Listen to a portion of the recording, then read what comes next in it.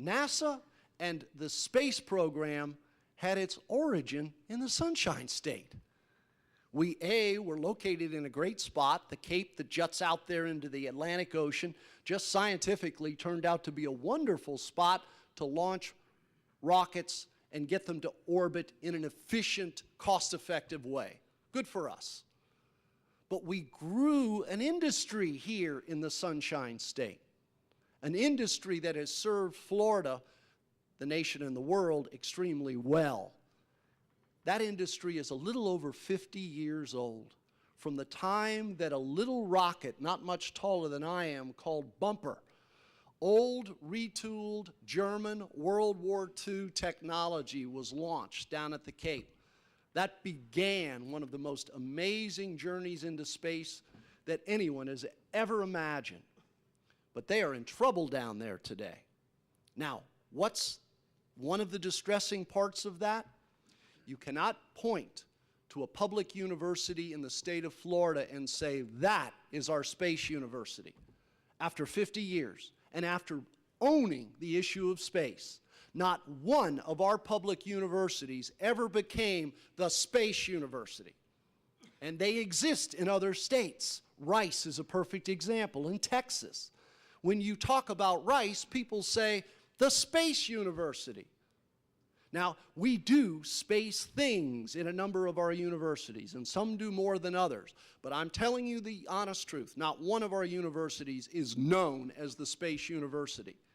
And as we watch space grapple for its very existence in the Sunshine State, for the first time since Kennedy not having a vision for where we go with manned space flight for the future, we're beginning to recognize that no alliance was ever built in a significant way that would help to anchor space in the Sunshine State.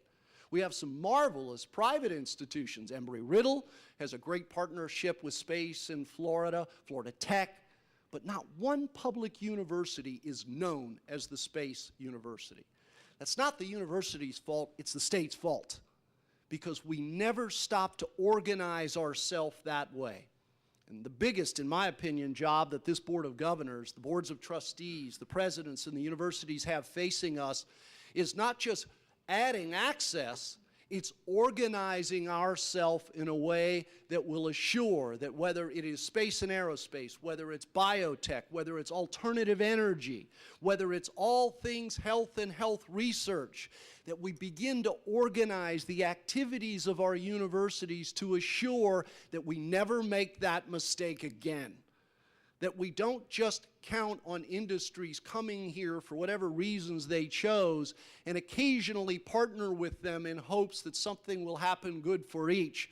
That we build industries, we see industries emerge, and we vision what industries aren't even out there yet and begin to align our universities, undergraduate, graduate, and research, not to just turn out people with great degrees, but to make certain that our economic development portfolio in Florida is stronger than it's ever been. That's how you build a knowledge-based economy. And it doesn't start at universities. It starts in pre-kindergarten and kindergarten, making sure that when our children come to us in our colleges and our universities, that they don't have to be remediated in the coursework they were supposed to have before they graduated from high school.